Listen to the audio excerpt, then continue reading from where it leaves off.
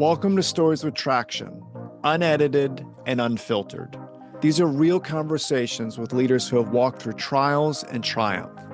In a world of AI-polished sound bites and scripted perfection, this podcast isn't about being flawless. It's about being purposeful. I'm your host, Matt Zahn. We're going to find out what drives these leaders, what's their story, and how can we learn from their experiences. Get inspired and enjoy Stories with Traction. Rob, welcome to the Stories with Traction podcast. Great to be here, Matt. Thanks for having me. Yeah, I appreciate your time. I want to start with cybersecurity. So your team helps business leaders manage risk. So can you tell us a little bit about what you and your team do for your clients? Absolutely. So my company's Fractional CISO, and we act as a virtual CISO, which is a cybersecurity leader. And just imagine you're a 100-person company, 200-person company. You're selling a large enterprise. That large enterprise tells you your security program is not good. And there are many signals that companies give off on how good their security program is.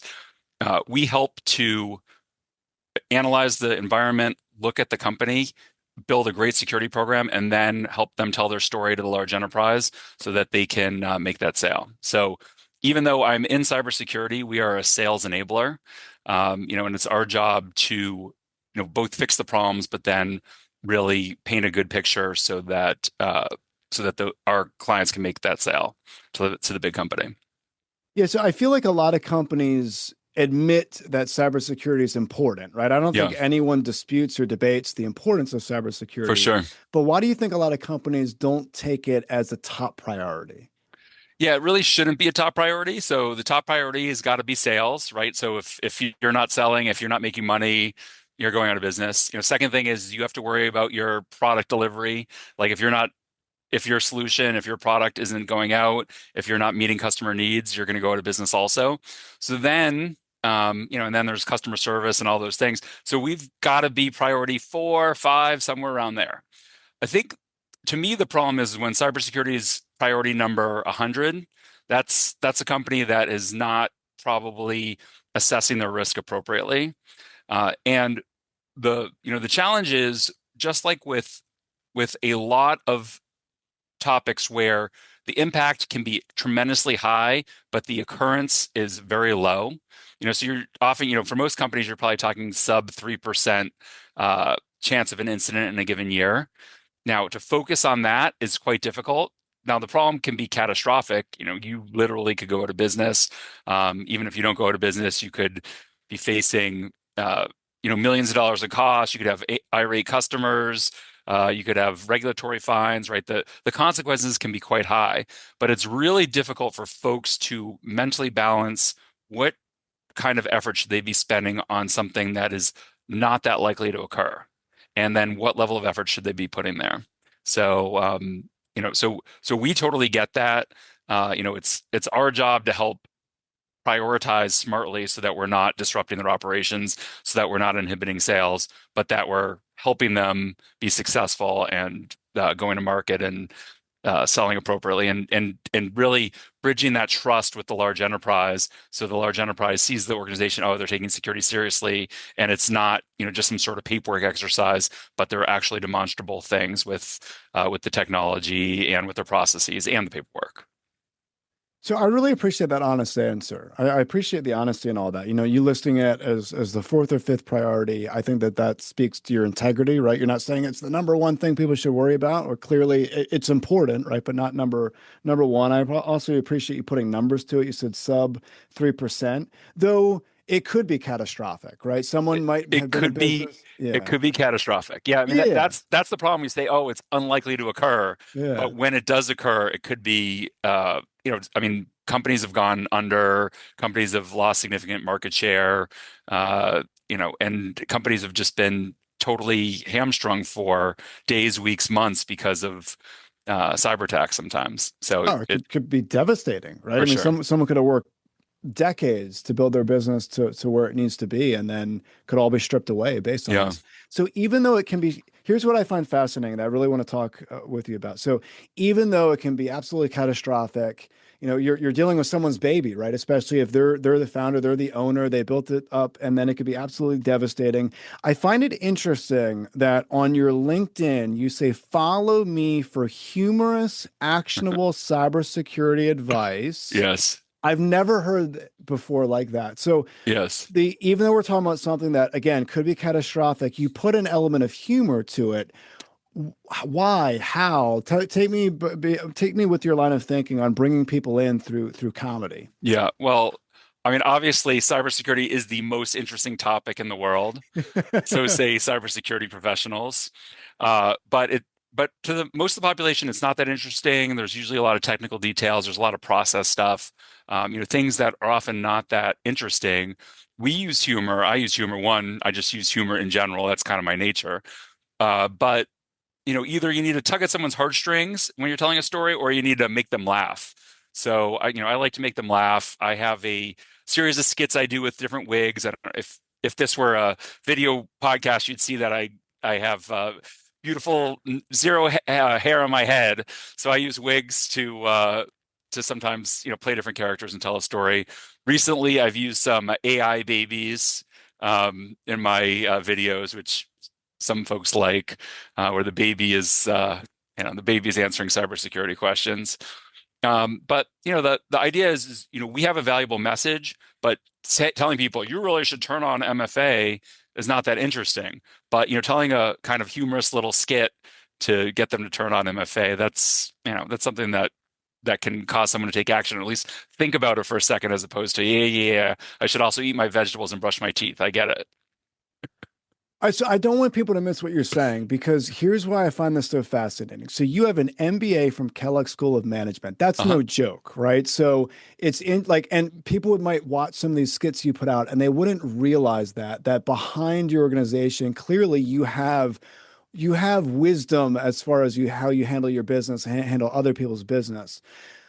There's a lot of people listening to this episode that for whatever reason, they like to be put in the stoic category, if you will. For They sure. want they want to be looked at as respectable business leaders, but for whatever reason, they're not breaking through. They're not connecting with their audience. They're struggling messaging, marketing because they're putting Okay. out the same stuff. So how Yeah. would you coach someone listening to this that say, I would never dream of doing anything comical to break through to connect with people? Okay, so what you should do is you should go back 4 years or 5 years and look at some of my videos back then. Me talking straight to the camera about important cybersecurity topics in a newscaster-like way, and I got maybe hundreds of views, or maybe single-digit thousands of views. So it was great that the message was serious and I delivered it in a serious way, but certainly didn't connect to the audience. I mean, now if we get less than 10,000 views on a video, it's pretty disappointing. My biggest hitter has been uh, over 800,000 views. So, I mean, and this is a cybersecurity video, not like the meaning of life or some sports thing, right? So, um, so the thing is I do think the video or humor in general, if you have a humorous nature to you, telling a story in a funny way can be really valuable because, I'm sure whatever you're doing, whatever you're selling, I'm sure it's an important thing, but there are a lot of important things in this world. So you want to capture people's attention. And even though I don't take myself seriously, I take my topic seriously. So, I'm not making fun of the topic. I'm making kind of fun of myself or maybe people in my industry or people who just disregard cybersecurity. But it's not that I'm saying that any of the things I'm doing is unimportant. It's actually quite important. But the way you get into someone's mind has got to be, you've got to either tug at their heartstring, you got to tell a compelling story, or, you got to make them laugh. Yeah, and we live in an attention economy, right? For So, I sure. mean, we need eyeballs on our screen, right? We need Right. people to pay attention to what we're doing. Take me through the sales funnel, if you will, regarding that. So, let's say you put out a video, you're getting 800,000 views. How are you capturing? Are you trying to get people to subscribe to something from an email and then book them on a Yeah. discovery So, call? What are you doing? so what's interesting is I would say for LinkedIn, our goal is not top of the funnel. It's to remind my network that I exist and what I do. And here's the interesting measure. I will walk into a cocktail party, neighborhood event, people I haven't seen in a long time. Every single person there that knows me knows what I do. It's and how many times you go out with your neighbors, you have no idea the guy across the street, you don't know, I mean, you just know it's Bob across the street and he takes his garbage on Wednesday. You have no idea what he does, but everyone knows what I do.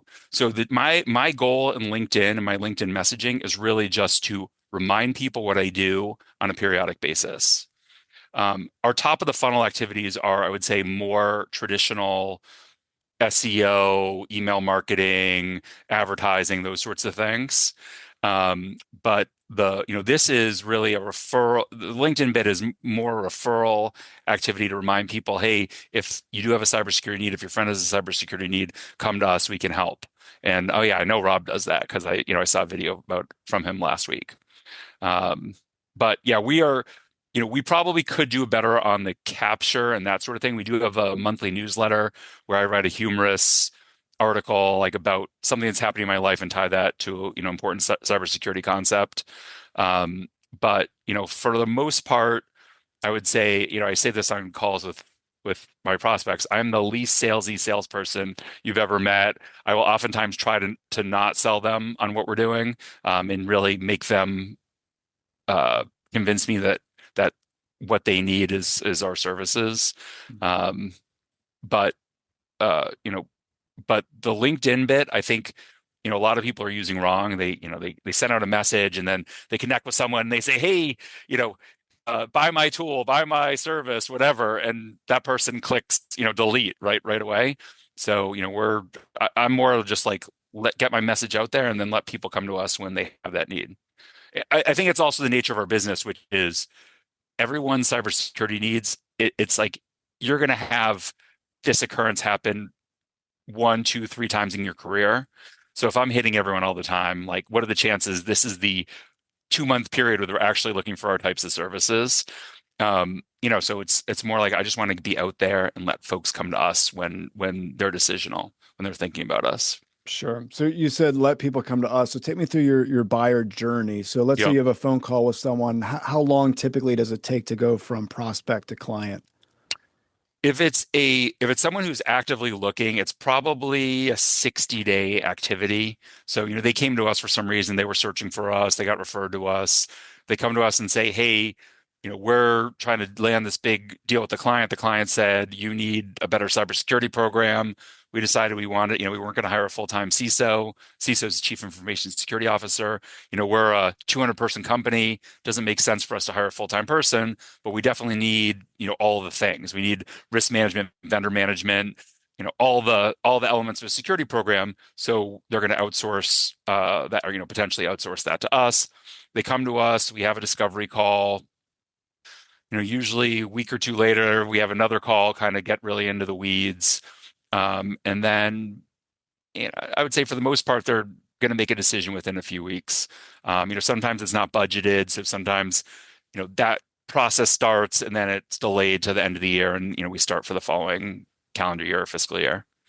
But, it's usually quite short. Oftentimes folks will come to us with some amorphous requirement. Oh, we need more security.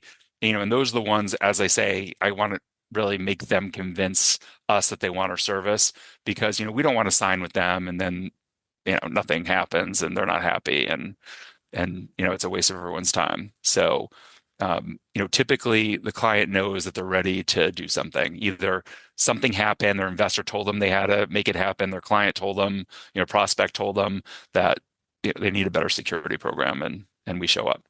Do you do anything to filter someone out? So you said to make sure they're ready. Do you say or you make like how do you filter someone out that might be wasting your time if they're not truly ready to be a client? Yeah, I mean, my first so typically my team is doing the first call with them and kind of getting the details. And when I'm on the call, my first question typically is, "Wait, tell me about your cybersecurity pain," or maybe tell me a little bit about your company and your needs. But I kind of know that from the notes from the previous call. But I'll say, "Tell me about your cyber pain," and they'll say, "We lost a deal. We're about to lose another deal." Right? There's pain. Um, our key competitor got this certification, we don't have it, or it's really scary. Something along those lines. Our investor said if we don't have this by the end of the year, we're in trouble.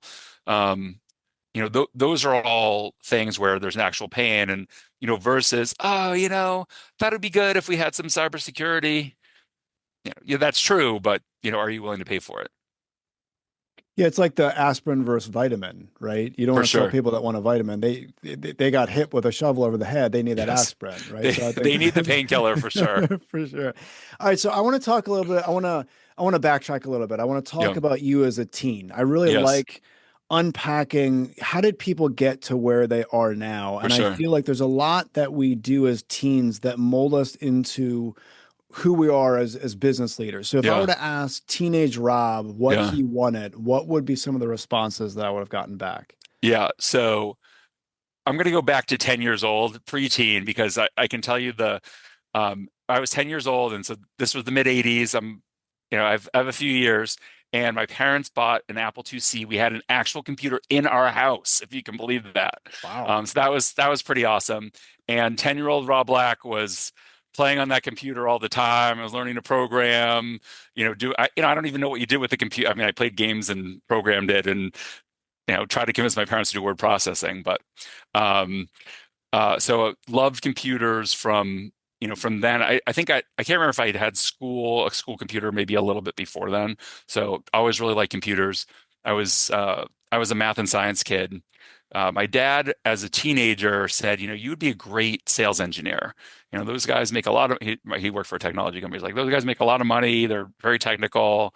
You have the different skill, you have the technical skills, you're good with people, that sort of thing. And then I don't know, that kind of took hold.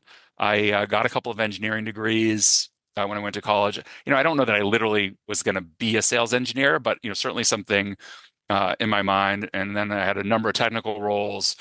And okay, I don't know if I'm supposed to advance way past the teenage years, No, you or, could or share whatever you want. okay. So uh, so I had a number of technical roles, and cybersecurity when I was coming out of college was not like I mean, it was a thing, but it wasn't a commercial thing. It wasn't like tons of people going into cyber. But by the 2000s, that was definitely the case. I worked for RSA Security, and then I worked for another company doing cybersecurity for them. And I got acquired. Our company got acquired doing cybersecurity for them. And I was like, every company needs this. And then I started my company to help many companies with their cybersecurity needs. But I will say it's funny. One of my parents' friends from when I was a kid um, asked my mom what I did, and she said, "Well, I know he does something with computers." So, That's awesome.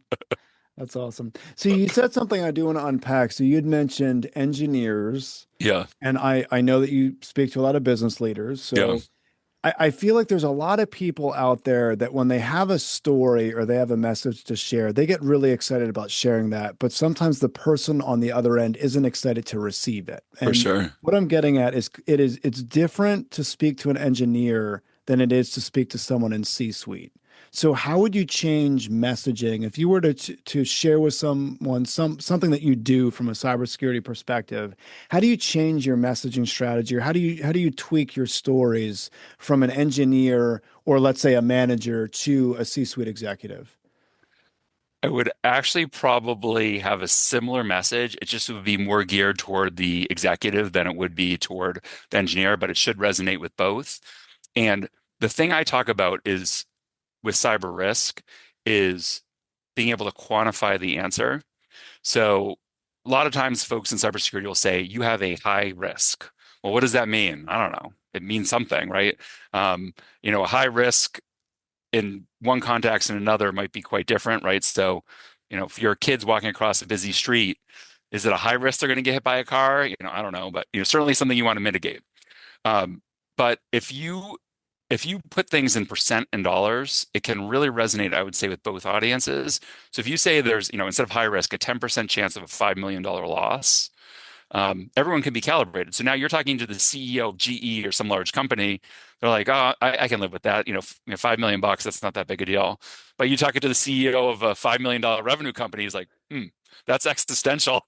I Sure. better mitigate that. And the same thing with the engineer. When you put numbers on things, if I have a list of high issues and then medium and low, it means something on one level, like, okay, these ones are more important than those.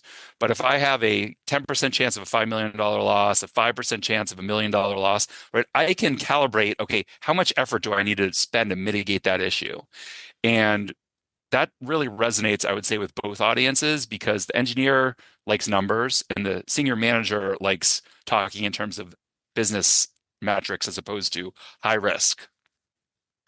Yeah, that's incredible. I think it's really important to think in those terms. So you're mentioning percentages. Yes. So obviously this isn't a scientific formula, but I'm just Yes. interested your gut reaction. If we were to speed up time, go to Yeah. the end of this decade, what Yeah. percentage would you put on your concern regarding AI as it pertains to cybersecurity risks? What percent would that be? You are 100% concerned that there needs to be stuff in place, or what percentage would you give it on panic mode concern? So 5 years is a long horizon in a fast changing area. I rarely get into panic mode about many things. Um, yeah, I mean, to me, it's less about the tool. Also, it's about the humans that are using the tool. Um, so, if your question is, am I concerned Skynet is going to take over the world in the next 5 years? That's very, 0.01%, some very small number. If your concern is there's going to be huge displacement of jobs and work and things that were working just fine now kind of break, yeah, there's a non-trivial chance that that's true, but we also get to respond to those challenges. So, given human track record to date, I'm going to say we're going to overcome those challenges. And yes, could there be a very bad hiccup where some AI tool goes amok and creates a lot of havoc? Yes, but will we be able to recover as a society? Absolutely. So I'm going to say 99.99 we're fine, and then some small percent chance that it's catastrophic. The Skynet bit is not really. If it does happen, it probably won't be this technology trained for AI. I could imagine powerful people, organizations, governments using AI to create serious damage or harm. But again, I'm going to assume that we will be able to mitigate those challenges. What about people using AI for strictly cyber, like to hurt other companies, to tap Yeah, oh, yeah. into their networks? What are you concerned that AI is moving at such a quick pace that cybersecurity can't keep up? Um, so first, as a society, we have technical debt for cyber. So today people are using the same password, never mind AI. Like, I could probably type in password 1234 into a bunch of different windows and one of them that password's going to hit. So we have a significant technical debt. AI is definitely going to make it easier for the attackers. So now non-native English speakers are going to have perfect English to be able to perpetrate things. They're going to be able to automate things they couldn't before. Obviously your more technical attackers could automate things before, but now the less technical ones can have ChatGPT or one of those other tools write them a script that's going to automate bad behavior and now hit thousands of people at once, and a couple people fall for it. So yes, but just like any tool, uh, the good guys get to use those tools too. So will we be slow in responding? Maybe, but will we catch up and stop some of them? Absolutely. If you look at the adoption of any technology, I mean, let's say the automobile, it's like, oh, it's amazing. You can transport people and goods all around, but thousands of people die every year in automobile accidents, right? And so that's bad. And AI is going to be the same way. There will be casualties. Hopefully we can help mitigate that from being widespread.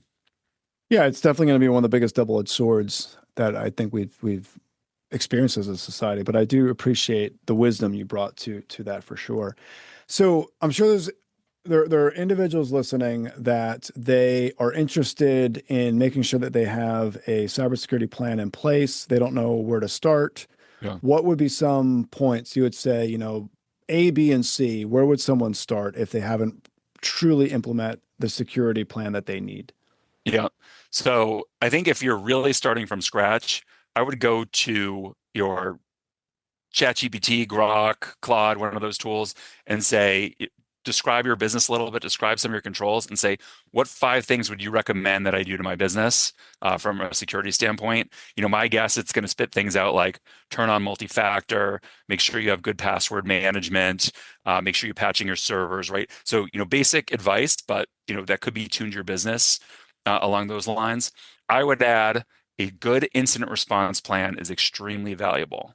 So, an incident response plan is a plan that is specific to your organization, thinks about if an incident were to happen, who are you going to contact? Where's, oh, remember, we got to talk to the legal team, we got to talk to marketing, we got to talk to the insurance company, right? And so, all those things, it has the details from the insurance company. Who do I contact there for technical help or just to notify them? And it has everyone's contact info and it has some guidelines on what you should do as an organization if a cyber incident were to happen. Then take that incident response plan and do a tabletop exercise. Again, I'm going to say go to one of your favorite LLM and say, explain your environment and say, generate a tabletop exercise for my company to do. Here are the people that are participating. Here's my incident response plan. Generate a couple of scenarios that we should run through to see how we do. I think those simple things can make a very big difference, and it probably will be eye-opening in the potentially lack of preparedness that your organization has. If those things seem too complicated, that's why there are companies like mine that, hey, we do this all the time. We help. You don't need to go to ChatGPT and say, what should I do? We'll tell you what to do. We'll help you with incident response plan and all those other activities. But there's a lot of things that companies can do on their own. There's a lot of great content out there, which is why I say go to an LLM to ask. And the more tuned it is to your environment, the better it's going to be. And then separately, let's even say you're a non-technical person, you're a business leader, you want to know how you're doing. Ask your team, where's my cybersecurity scorecard, where dashboard, write up? When's the last time we did a cybersecurity activity? Do we have a report? And see what the organization says. Is it totally IT focused? Well, there's nothing on product. There's nothing on the rest of my organization. Wow, that's interesting. On the IT folks, or the IT folks grading themselves. Maybe they give themselves a very mature grading. Maybe they do a mature grading of their activities, but maybe someone else should look at them and are they really doing the things that they say that they're doing? If you're using an outsourced IT provider, have someone inside your organization kind of do a rating. You don't have to be an expert. You can kind of know, well, let's see, they didn't follow up on X. Those servers aren't patched, and we don't have EDR on these 3 laptops. So, you kind of know even without a real formal process. Those things will probably just give clues to the business leader that they have a good cybersecurity program, or maybe it needs some improvement. Really good advice. I appreciate you sharing that. And I appreciate this conversation. Thank you so much for all that you shared. There's a lot of nuggets that you share with us today. There's 3 in particular I'm going to take away. The very first is I appreciate you mentioning you need to pull on heartstrings or you can make them laugh. That is so incredibly important. I don't think enough leaders think about humor. Humor was a weakness of mine for quite some time. I'm still not the funniest person, but one of the things that I personally did was improv comedy. I did a lot of improv, a lot of classes over the years that really helped me. I really appreciate the videos you put out. A lot of humor really ties back to your points. Really important. Second point that you made is the quantify the answer. You mentioned high risk. What does that even mean, right? We need to paint a picture for what high risk means. You said percent and dollars, really important. We say a lot of different things in business. We got to paint that picture.